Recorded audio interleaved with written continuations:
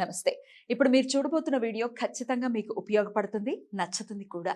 మరి మీకు నచ్చిన విషయం నాకు తెలియాలి అంటే ఈ వీడియోని మీరు లైక్ చేయాలి, షేర్ చేయాలి, అలాగే మన ఛానల్ని సబ్స్క్రైబ్ చేయాలి. మీ సపోర్ట్ని నాకు అందిస్తారు కదా. ఓకే, ఇప్పుడు వీడియోని స్టార్ట్ చేద్దాం. నేను మీ జయశంకర్ సిస్ట్లా. మన పిల్లలకి పుట్టిన తేదీని అనుసరించి బలమైన సంఖ్యాబలంలో పేరు పెడదాం. సమాజానికి దేశానికి బలమైన పౌరులనిద్దాం. ఏ ఇంట్లో కూడా అర్ధాయుష్ మరణాలు లేకుండా చేద్దాం. నమస్తే, వెల్కమ్ టు అవర్ ఛానల్. నేను పద్మిని. ప్రస్తుతం పాటు ప్రముఖ ఆధ్యాత్మికవేత్త, ఆస్ట్రోన్యూమరాలజిస్ట్, వేదిక్ వాస్తు స్పెషలిస్ట్, శ్రీ విద్య మరియు హనుమత్ ఉపాసకులు బ్రహ్మశ్రీ డాక్టర్ శివయోగి సిస్లా జయశంకర్ గారు మనతో పాటు ఉన్నారు. మాట్లాడదాం. సార్ నమస్తే. సార్ ఆయుష్మతి భవ. సార్, సోమవారం సంకష్టహర చతుర్థి వస్తోంది. బహుళ పక్ష చవితి తిథి. ఆ రోజున ఆ సంకష్టహర చతుర్థిని లంబోదర సంకష్టహర చతుర్థిగా జరుపుకునేటటువంటి తిథి కాబట్టి చెప్పండి, సంకష్టహర చతుర్థిని ఎలా చేసుకోవాలి, ఎలాంటి కార్యాల కోసం, ఎలాంటి కామ్యాల కోసం చేసుకోవచ్చు? తప్పకుండా అమ్మా. ఈసారి వచ్చే సంకష్టహర చతుర్థి సోమవారం నాడు వస్తుంది, 29వ తారీఖు. 29 అంటే 2వ నెంబరు, అంటే చంద్రుడు. పైగా సోమవారం చంద్రుడు. పుబ్బా నక్షత్రం, శుక్రుడు అధిపతి. అవును. ఏంటి తర్వాత ఉత్తరా నక్షత్రం, రవి రవి అధిపతి.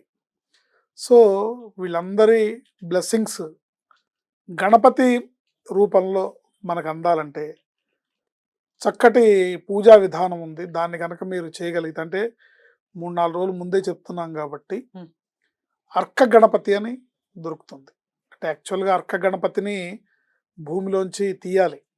దానికి కూడా నిర్దిష్టమైన సమయం ఉంటుంది. 100 సంవత్సరాలు పైబడిన చెట్టు యొక్క వేరు గణపతి ఆకృతిలో మారిపోతుంది అన్నమాట భూమిలోనే. మనం మళ్ళీ చెక్కించాల్సిన అవసరం లేదు.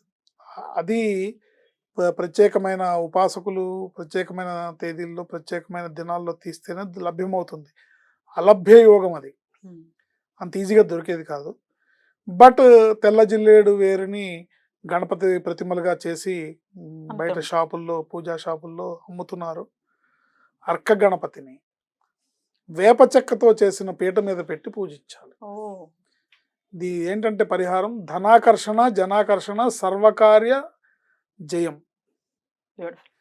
ధనాకర్షణ, జనాకర్షణ, సర్వకార్య జయం.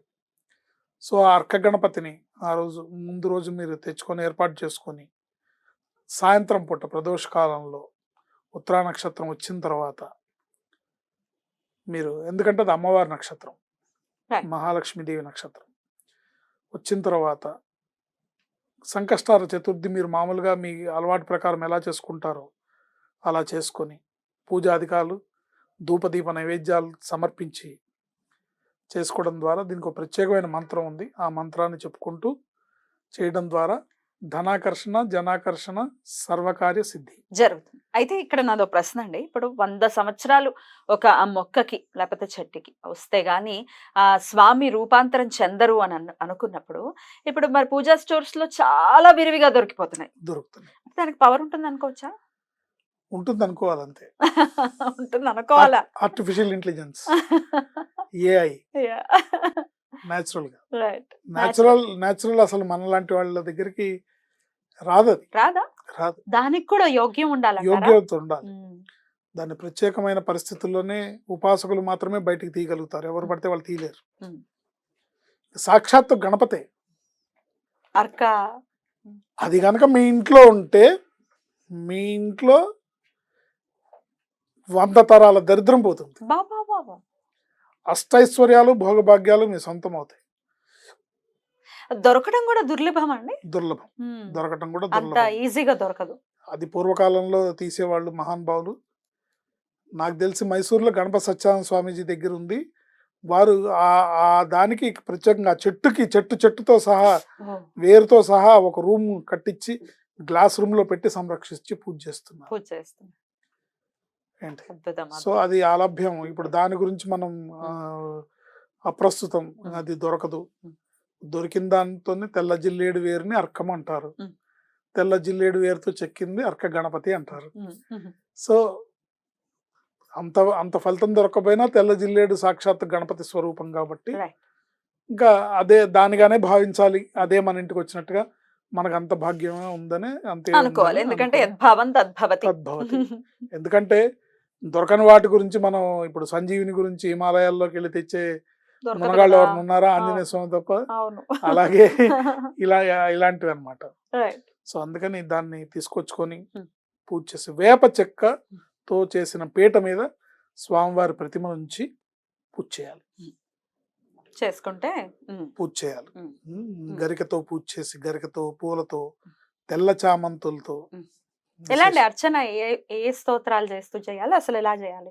గణపతి అష్టోత్తరం, ఉమ్. గణపతి అష్టోత్తర శతనామ స్తోత్రాలు కానీ, గణపతి సహస్రనామ స్తోత్రం కానీ.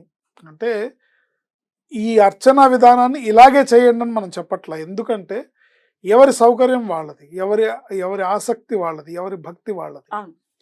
కనీసం అష్టోత్తర శతనామాలు అందరికీ తెలుసు కాబట్టి ఆ అష్టోత్తరంతో చేసుకొని పూజ చేసుకొని, ముఖ్యంగా నివేదన కొబ్బరి బెల్లము కలిపిన చిమ్మిరిని నివేదించాలి. కొబ్బరి లౌజ్ అంటారు. కొబ్బరి లౌజ్ లాగా కొబ్బరి బెల్లము కలిపిన, ఉమ్. కొబ్బరి బెల్లము నువ్వులు కూడా ఆ, దాన్ని నివేదించాలి. బూందీలతో చేసిన లడ్డూలు పెడితే ఇంకా విశేషం. బూందీ లడ్డు అంటే బెల్లము బూందీ కలిపి మీరు ఇంట్లో తయారు చేయాలి, షాపులో కొనుక్కొచ్చింది కాదు. బూందీ లడ్డు అనగానే షాప్లో దొరుకుతుందని తీసుకొచ్చి పెడితే అది పనికిరాదు. ఇంట్లో బెల్లంతో చేయాలి. బెల్లము శనగపిండితోని బూందీ లడ్డు చేసి స్వామివారికి నివేదించాలి.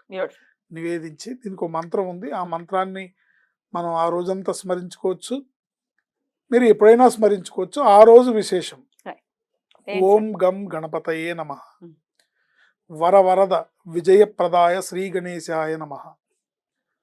ఓం గం గణపతయే వరవరద విజయప్రదాయ శ్రీ గణేశాయ నమః.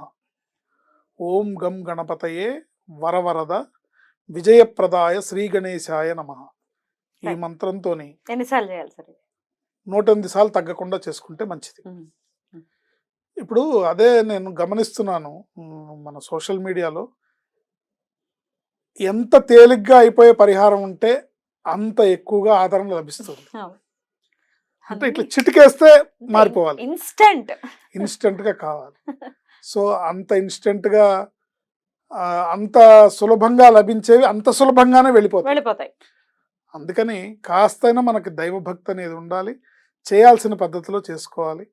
108 సార్లకు తగ్గకుండా ఈ మంత్రాన్ని చేసుకొని ఈ పూజా విధానంతో ఆ రోజు సంకష్టహార చతుర్థి రోజు 29వ తారీఖు సోమవారం సాయంత్రం 4:30 వరకు పుబ్బా నక్షత్రం ఉంది, తర్వాత ఉత్తరా నక్షత్రం వస్తుంది. ఆ సమయంలో ప్రదోష వేళలో సాయంత్రం పూట, ప్రదోషం అంటే 5:30 నుంచి 6:30 అనుకోండి, లేకపోతే 6 to 7 అనుకోండి ప్రదోషం. ఈ ప్రదోష వేళలో ఈ స్వామివారికి పూజ చేసుకుంటే విశేషమైన ధనాకర్షణ, జనాకర్షణ, సర్వకార్య దిగ్విజయత సిద్ధి. బ్యూటిఫుల్. చాలా చాలా అద్భుతంగా తెలియజేశారు సార్. సంకష్టహార చతుర్థి చాలా మంది చేసుకుంటూ ఉంటారు. అయితే ఎలా చేసుకోవాలి, ఎన్నిసార్లు చేసుకోవాలి, ఇట్లాంటి ప్రశ్నలు వస్తూ ఉంటాయి. ఎన్నిసార్లు అంటే మీరు ఏం చెప్తారు? ఏది సంకష్టహార చతుర్థి ఏదైనా ఒక కామ్యం ఉంది, చాలా పెద్ద కోరిక ఉంది, అంటే ఇన్నేళ్ళు అయిపోయింది పిల్లలు పుట్టట్లేదు, ఇది జనం వేరు, విశ్వాసం వేరు. సో ఎంత నమ్మకంతో చేస్తున్నాం అనే దాని మీద ఫలితం అనేది ఆధారపడి ఉంటుంది. మనం భక్తి ప్రపత్తులతో పూర్తిగా మన మనసు అనే పుష్పాన్ని స్వామివారి పాదాల దగ్గర అర్పించి నమ్మకంతో నాయనా నువ్వే శరణు అని కనుక మనం చేస్తే తప్పకుండా ఆయన అడిగి మరీ వరాలని, కోరికల్ని తీరుస్తాడు. Thank you sir, thank you so very much. నమస్తే. ఆయుష్మతి భవ.